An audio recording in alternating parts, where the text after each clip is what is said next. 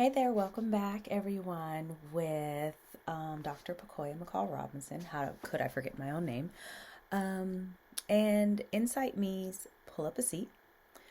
Today with the Daily Stoic as I continue with our 366 meditations on wisdom, perseverance, and the art of living. And as remember, when I started out this journey at the top of the new year with this focus on creating better purpose and more meaning in life. And again, my clients always asking me like, hey, Dr. McCall or Dr. Robinson, whichever one they're using, have you ever read the Daily Stoic? Or kind of what you're talking about reminds me of the Stoics. And as I am here on February 27th, I am like, whoa, I'm so sad it took me so long to pick this book up because it actually is enhancing my own thoughts, my own quality of life and my way of living, and just seeing what my clients have been talking about all this time. So I am like truly thankful.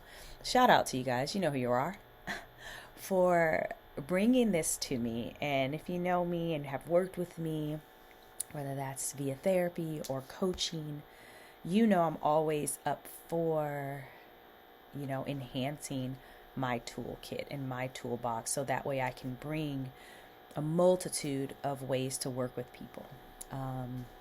So thank you for enhancing me. I love this and I'm getting such a great response, and I'm happy I've taken on the challenge, and whether I've missed days or weeks or whatever, life happens. Okay, it does. So even the experts are not perfect, but we are just good at what we do and helping you be the best you. So thank you again for bringing this, and thank you all to who are commenting, watching, and really responding with this is working for me, and it's enhancing your life. I truly appreciate it. So today, February 27th, cultivating indifference where others grow passion. And again, February is all about our passions and our emotions. So cultivating indifference where others grow passion. That is the quote. And this is brought to us by Epictetus.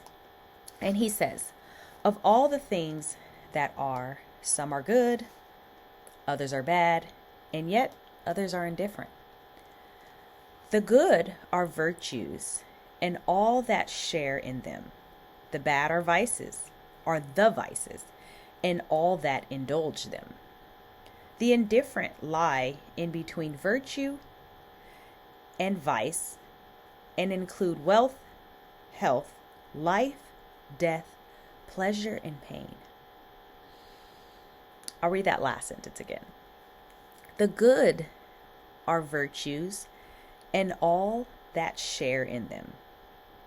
The bad are the vices and all that indulge them.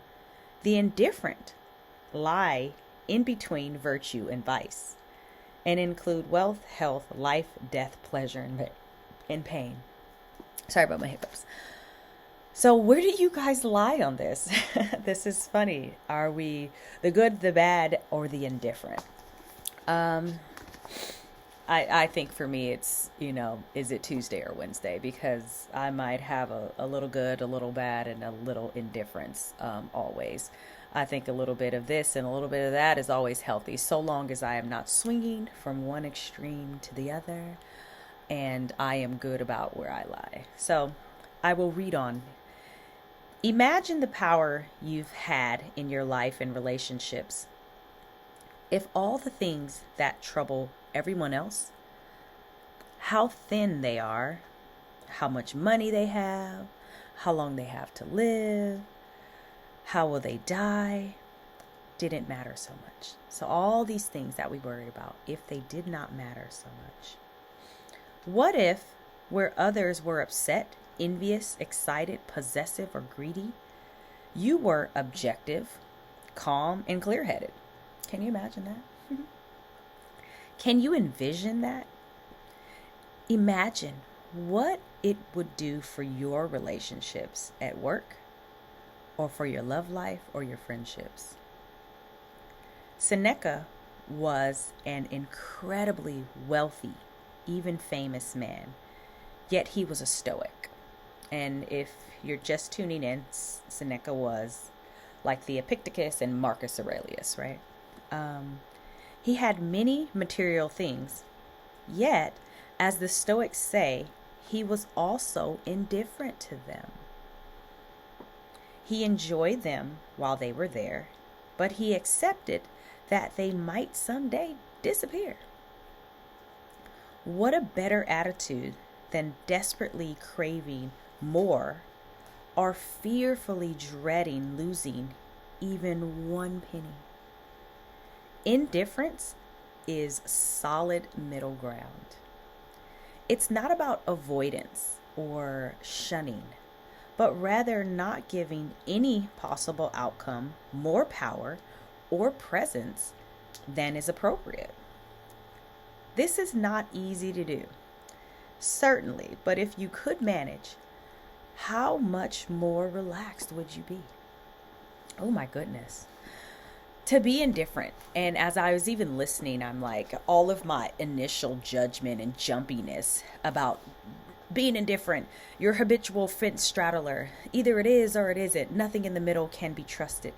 Those are usually those things we say about indifference, whereas anything in its extreme is unhealthy, right? So if we look at it in that way and say, even if indifference at its extreme is not having an opinion at all, and you're probably just you're like a doormat, right? You're just like, whatevs, I don't care.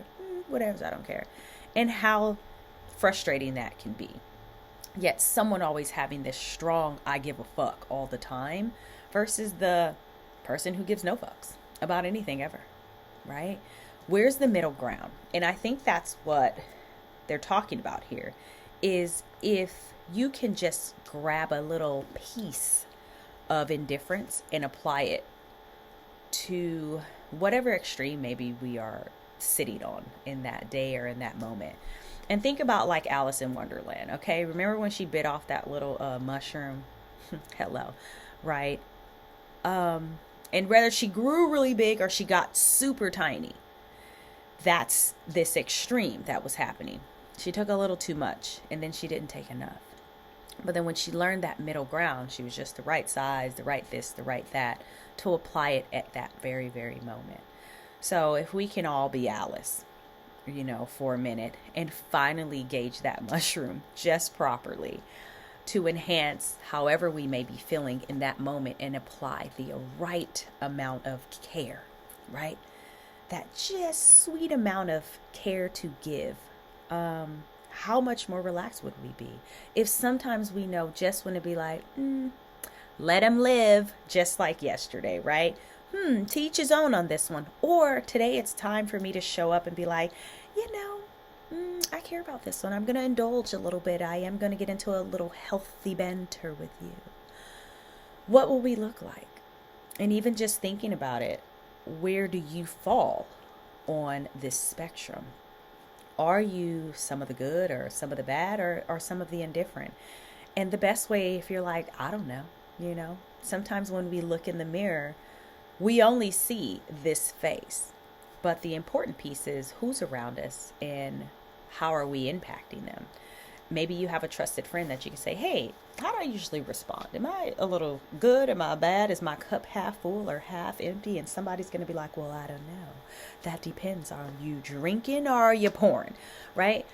It's one of those things of how do I see myself versus how others see me? How do I want to be seen? How am I showing up in the world today? And if there is an opportunity to apply a little indifference to create more satisfaction, more balance, more health, a better mood, whatever it is, do we have time for it? It's all about balance, people.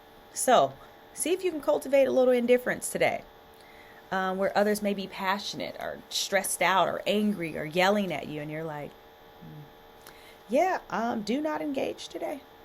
I will happily accept your envy and your passion, but I'm not getting involved. All right. So that's what I got for today. I think this year we only have 28 days in February. So I'll be looking forward to tomorrow And closing out this very, very beautiful chapter on passion and emotions. And again, thank you so much for always tuning in. Even if you haven't picked up the book or you're just starting, I think it's worth every penny. Okay, it's worth a good read. And wherever you start, it doesn't matter. If it doesn't have to be at the very beginning or the end, it doesn't have to be like a New Year's resolution of this is what I'm going to do. If you miss a day, miss the day. Carry on with the next one. It's about adding a little more relax to our lives, and applying our emotions and the sense of control where we do have it. There is where we will find and be able to really harness our true power, our inner strength. And that's what we're working on. That is the key to being our best selves, our more powerful selves, is when we are in tune with that tiny little voice, our little conscience, our Jiminy the Cricket, that is absolutely always right. We just never listen right away. We're always waiting for someone else to tell us it's okay to listen to ourselves and what's best for us. That is what we're working on here. That is how we become our true selves, our most healthiest selves. When we are in alignment and in tune with that tiny voice or that big loud voice, and it finds some balance, some indifference, some good, some bad, whatever it is that we need. We learn to trust it, we learn to hear it, and then we learn to apply it. All right, take care, and until next time, it's Dr. Pacoya McCall Robinson, and I am signing off with Insight Me's Pull Up a Seat, as I brought you February 27th, Cultivating Indifference Where Others Grow Passion. See you next time.